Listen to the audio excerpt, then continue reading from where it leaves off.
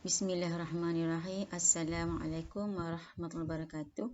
Alhamdulillah kerana hari ini dapat kita bersua lagi secara maya untuk belajar sejarah bagi tajuk seterusnya. Okey, hari ini Khamis 1 bulan 7 2021 dah masuk bulan Julai dah ini. Jadi sebelum kita belajar, kita mulakan dengan bacaan doa. Okey, doa sebelum belajar. Lepas tu kita ingat kembalilah polisi tingkah laku ataupun adab-adab ketika belajar. Pastikan walaupun berada di rumah kamu mesti jaga adab belajar. Dan ingat kembali kepada etos sekolah ASBC, sihat, selamat, bersih dan ceria. Pastikan semua selamat. Bersihkan diri anda sebelum belajar supaya kita dalam keadaan bersedia untuk belajar. Dan tidak lupalah kepada PBD, pentaksiran bilik belajar, di mana selepas satu kemahiran kamu belajar, cikgu akan tafsir kamulah melalui soalan-soalan ataupun melalui aktiviti yang kamu laksanakan. Okey, ingatlah TP1, TP2, TP3, TP4, TP5 dan juga TP6. Baik, untuk hari ini tajuk masih juga zaman air batu sebagaimana minggu lepas. Kita akan sambung sikit lagi. Jadi objektif pelajaran kita pada ini adalah semua murid dapat mengetahui dan memahami sejarah zaman air batu. Zaman air batu. Dari segi kriteria kejayaan, saya dapat menyatakan perubahan zaman air batu akhir. Yang kedua, menyenaraikan kesan akibat peningkatan suhu kepada pertempatan manusia. Yang ketiga, menerangkan kesan perubahan zaman air batu akhir di Asia Tenggara.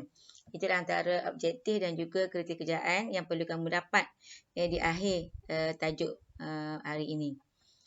Baik, kalau kita lihat gambar, gambar ni kita boleh gambar air batu. Minggu lepas kita belajar dah. Dan ini adalah gambar sekarang. Di mana bila berlaku perubahan, peningkatan suhu dan sebagainya, maka berlakulah pergerakan glasier tu, pergerakan air batu tu, akhirnya menyebabkan berlaku daratan dan juga lautan. Baik, untuk tajuk kecil pada hari ini ialah berdasarkan buku teks muka surat 64 dan 65. Di mana buku surat 64 tu kita telah belajar pada minggu lepas, perubahan zaman air batu akhir.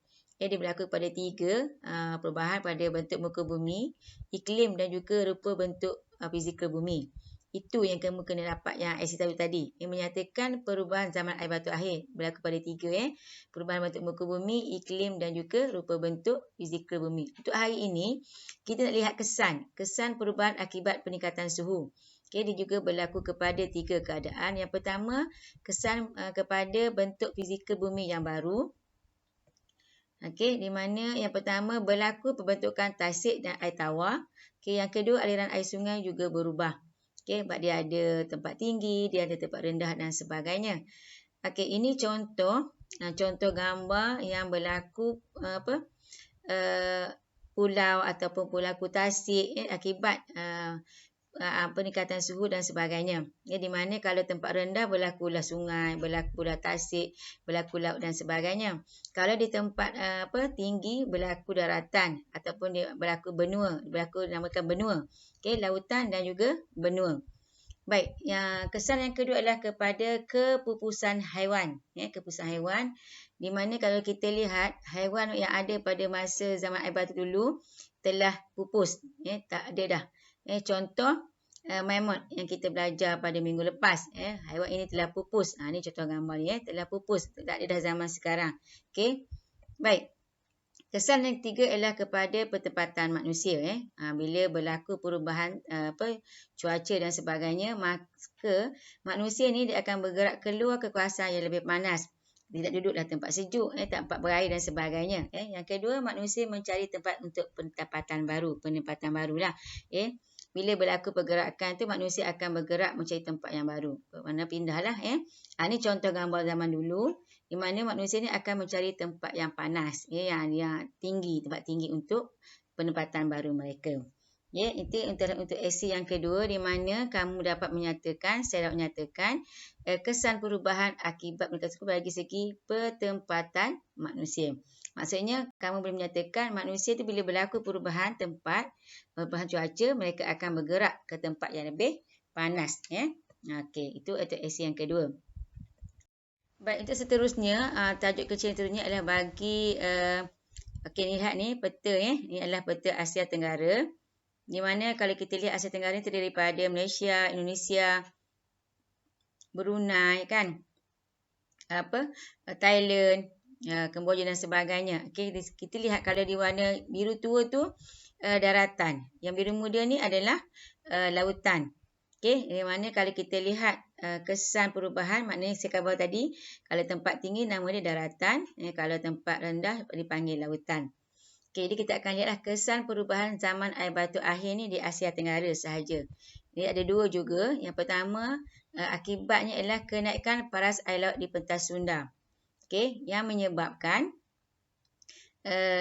kenaikan air pada laut yang membawa kepada pembentukan sungai dan tasik di Asia Tenggara. Okey, lepas tu aliran air sungai telah menenggelamkan kawasan tanah rendah di tepi pantai. Okey. Yang kedua, kewujudan penempatan baru di Asia Tenggara. Maka terbentuklah tempat-tempat tinggi bentuk benua. Benua Asia Tenggara ni ada menjadi negara ataupun negeri. Okey. Baik, kesan yang kedua adalah berlaku kepada pergerakan manusia dan haiwan. Sebagaimana kita tahu tadi, bila berlaku perubahan tempat, maka manusia ni akan bergerak ke tempat yang lebih selamat, lebih tinggi. Jadi mereka akan berpindah randah lah. Bila tempat tu dia percaya tak ada dah nikai air, maka mereka akan menetap di situ.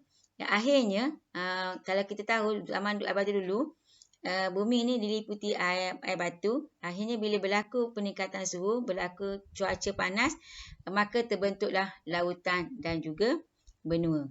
Lautan maksud lautan Cina Selatan, laut Laut Sulu dan sebagainya. Benua Asia Tenggara, benua Afrika, benua Amerika dan sebagainya. Itu maknanya akhirnya cuma ini kita belajar kawasan Asia Tenggara saja. Okey, di mana kawasan Asia Tenggara pun di keliling kita pun penuh dengan laut. Okey. Baik, ini adalah untuk aksi yang ketiga. Sekiranya kamu dah dapat, dah faham, maka kamu capailah aksi 3. Boleh menyatakan kesan perubahan zaman air batu di Asia Tenggara dari segi penempatan ataupun pergerakan manusia. Okey, itu untuk aksi yang ketiga. Okey, itu adalah tajuk-tajuk yang kita belajar pada hari ini. Kesan perubahan zaman air batu di Asia Tenggara daripada bentuk muka bumi kan dan sebagainya. Okey, tamat dah sudah tajuk yang kita belajar hari ini. Jadi sekiranya kamu dah faham, dah tahu, saya minta siapkan latihanlah atau aktiviti dalam buku kerja sejarah muka surat 32, 33 dan 34. Okey, tahniah kepada kamu kerana berjaya belajar dengan baiklah pada hari ini. Dan jangan lupa isi link kehadiranlah sekiranya kamu terisi, saya kira kamu pentinglah. Dan TP1 ke TP2 hanya untuk yang mereka hantar kerja. Yang tak hantar kerja. Yang hantar kerja insya-Allah dia akan dapat TP3 ataupun TP4. Okey. Jangan lupa hantar kerja hasil buku kerja tu kamu kena snap gambar hantar pada saya. Sekian, terima kasih. Assalamualaikum.